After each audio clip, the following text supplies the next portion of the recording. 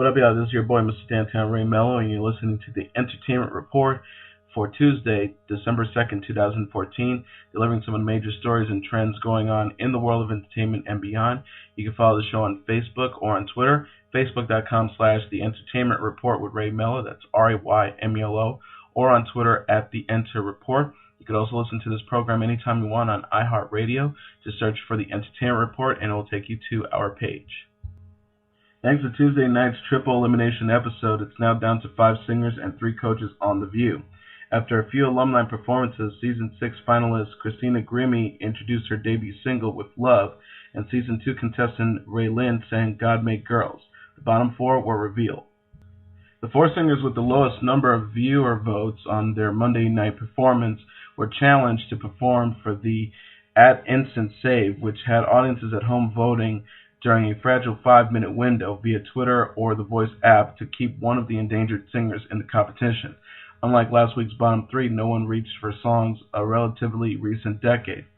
Last lady standing Denisha Shirley of Team Pharrell championed Etta James' I'd Rather Go Blind, not showing any loss of composure or show-stopping moments despite singing from the chopping block. Pharrell Williams' Luke Wade then crooned on Stand By Me, a song choice that starts the singer off strong but falls into a few odd pauses during the sparse chorus. Gwen Stefani's Twice Saved singer Ryan Sill sang Bryan Adams' Heaven, yet despite his sweet tone as well as all the runs he threw in, the dynamics and the level of excitement remained the same throughout his 90 seconds. And Adam Levine's Chris Jamison ambitiously aimed to appeal with Ray Charles' rendition of Georgia on My Mind, proving that he can handle classics as well as current chart toppers, even if he does close his eyes on stage way too much, but not even that will deter audiences from loving the pretty-looking and sounding guy. Following a commercial break, Daly announced that America saved Jameson to join Blake Shelton's Craig Wayne Boyd and Levine's Damon and Stefani's Taylor John Williams. Shirley, Wade, and Sill were sent home, while Coach Williams is now left to lean back in his big red chair for the rest of the season. At least he's already secured for Season 8, but until then, we'll miss those amazingly unconventional song choices. Can the man who discovered Taylor Swift pick the next American Idol? The Fox show is now banking on just that, as Scott Borchetta, the president and CEO of Big Machine Label Group, will assume the position of mentor for the forthcoming 14th season, source told The Hollywood Reporter. A Fox representative would not comment. Borchetta is due to take over for departure mentors Randy Jackson and Jimmy Iovine in a role that involves working with the talent as they prepare for each week's live show and theme night. His expertise will be a key factor, as the 52-year-old executive is credited with signing Swift to his label at the tender age of 14. His Nashville-based label home is home to Tim McGraw, Florida Georgia Line, Reba McEntire, The Band Perry, and Brantley Gilbert. Although Swift's popularity grew organically, Borchetta is no stranger to singing talent from singing competitions. Danielle Bradbury, the winner of the 4th season of The View, is on the label. This summer, Ray Lynn Woodward, a contestant from Season 2's The Voice, released a single, God Made Girls, through Valerie Music Group, a subsidiary of Big Machine. He is, however, an odd choice, having ranked Season 1 Idol star Kelly Clarkson after the 52nd Annual Grammy Awards. Clarkson did not have a good night vocally, in his response to the critics threw shade at Idol, which was in its 10th season. Said Borchetta at the time, "This is not American Idol. This is not a competition of getting up and seeing who can sing the highest note. This is about a true artist and writer and communicator. It's not about the technically perfect performance." Clark fired back with an angry open letter, calling the label head Captain Obvious. "We not only hit the high notes, you forgot to mention we generally hit the right notes as well," she said. "Every artist has a bad performance or two, and that is understandable, but throwing blame will not make the situation at hand any better." Borchetta will join judges Jennifer Lopez, Harry Connick Jr., and Keith Urban. American Idol returns on January 7th on Fox. Will Smith, Tom Hardy, Margot Robbie, and Jared Leto are officially set to star in Suicide Squad, Warner Brothers announced Tuesday. Also cast in the movie based on the DC Entertainment villains forced to be heroes are Jai Courtney and Carla Devangeli. Much of the casting has been previously reported, but the studio also confirmed which characters the actors will play. Smith will play Deadshot, best known as Batman's villain, while Hardy plays the group's leader, Rick Flag. Leto will take on the Joker, while Robbie will play Harley Quinn, his on and off girlfriend. Courtney will be Boomerang, while the villain Vanjie, the model turned actress, who's also in Warner Brothers' Pan Temple, will play Enchantress, a sorceress. David Ayer is writing the script as well as directing. Charles Roven and Rachel Suckle are producing. Executive producers are Zack Snyder and Deborah Snyder, who are already shepherding many of the DC movies, as well as Colin Wilson and DC's COO Jeff Johns. Jesse Eisenberg, who was rumored to be involved with the movie, is not part of the official team nor the official cast, according to the sources. But that does not rule out a cameo appearance for him or other actors playing villains or heroes in the Warner's other DC-based movies. Greg Silverman, president and creative development and worldwide producer of DC, said the Warner Brothers roots are deep on this one. He also added David Ayer returns to the studio where he wrote Training Day and brings his incredible ability to craft multi-dimensional villains to its iconic DC property with a cast of longtime Warner collaborators, Will Smith and Tom Hardy. Another new and returning favorites, Margaret, Jared, Jai, and Kara. Silverman continued, we look forward to seeing this terrific ensemble under Ayer's amazing guidance, giving new meaning to what it means to be a villain and what it means to be a hero. The movie has a release date of August 5th, 2016. Right for a taste of what Larry Wilmore's The Nightly Show might be like, look no further than his Daily Show appearance Tuesday, during which he tackled Ferguson. After Jon Stewart ran clips of pundits claiming black-on-black crime is never discussed in the media, Wilmore had more than a few things to say. Wilmore said, "Can we quit calling it black-on-black crime? It's just crime. Black-on-black just makes it sound like a category on RedTube. That's a porn site, John." He added that African-American criminals aren't the only thing killing black people. Diabetes, strokes, heart disease are kicking black people's asses, Wilmore said. He went on to point out the irony that images of white people riding after a pro sports team wins a championship aren't used to condemn all white people. Wilmore said before flashing images of white men looting and the band Nickelback, "I have a dream that one day the actions of a few shitty white people are seen as discrediting their entire race." In January, Wilmore will take over the time slot being vacated by Stephen Colbert, The Nightly Show, and will premiere on January 19th. National Geographic Channel is making some consolidation changes. The network, a joint venture of Fox Cable News and National Geographic, has shuttered its West Coast office in Los Angeles, the Hollywood Reporter has learned. All 5 employees have been offered relocation packages as Nat Geo looks to build a stronger presence in New York with its offices there and in Washington, D.C. The change comes nearly 8 months after the Nat Geo CEO David Lyle stepped down from his post and Courtney Monroe took over the position, and 5 months after Tom Pastore promoted to president of original program. A Nat Geo spokesman said in a statement with The Hollywood Reporter, "Now that we have a new senior team in place with Courtney and Tim, they have evaluated our whole operation and determined we will be a stronger network if we consolidate our creative powers in 2 offices, not 3, and specifically increasing our footprint in New York." They also added, "This is not to suggest the LA office has not been productive, but sustaining minor satellite offices is not as effective as creating a major creative hub in one additional city beyond DC. All employees in LA, totaling 5, are being offered relocation packages. Creative consolidations between 2 offices and specifically increasing our footprint in New York will allow National Geographic Channel to be an even stronger force in the nonfiction industry. We, of course, will still be conducting business as usual with our LA-based partners, and it is worth noting that one of our parent companies, Fox, obviously has still a substantial footprint in LA. Most importantly, there will be no interruptions to our business and our relationship with the creative community, and our top executives will continue to have an ongoing presence in Los Angeles." Sony Pictures Entertainment chiefs Michael Linton and Amy Pascal have released a memo to staff addressing a recent hack against the company. The memo, which was sent to all Sony's approximately 6,600 employees, is an apparent admission that an information leaked online this week is accurate.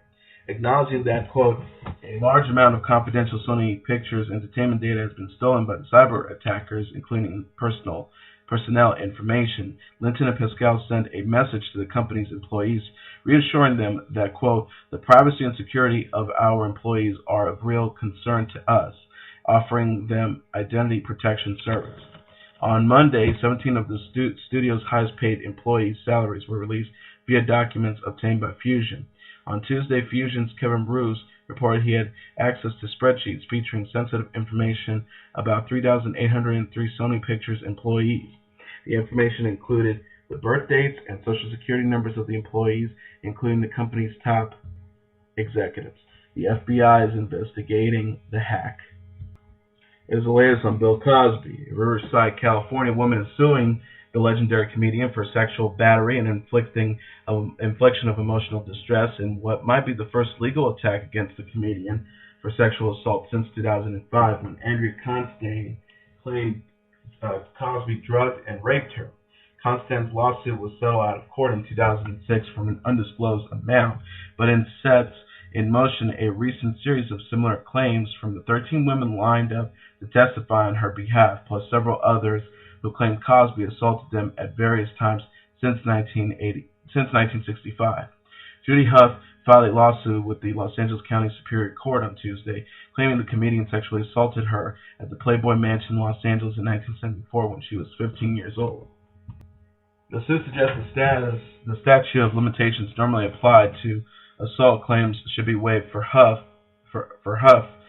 since she discovered her physiological injuries and illness were caused by the sexual abuse perpetrated by Cosby only within the past 3 years.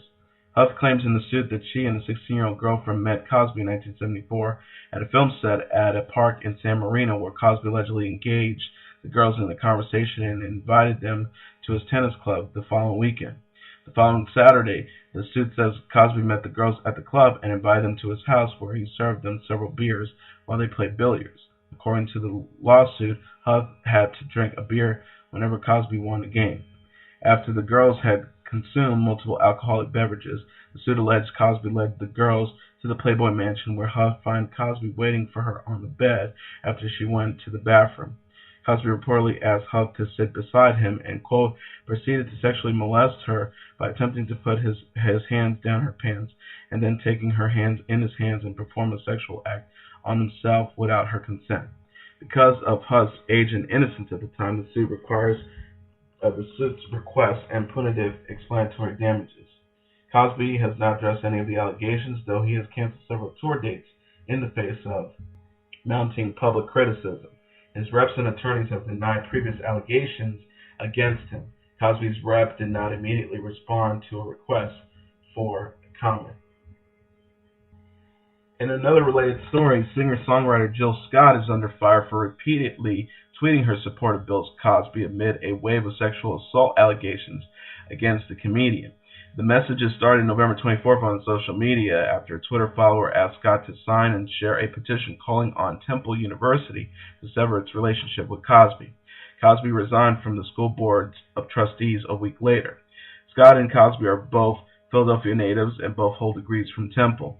Scott received an honorary doctorate in May, which Cosby awarded to her, according to the university.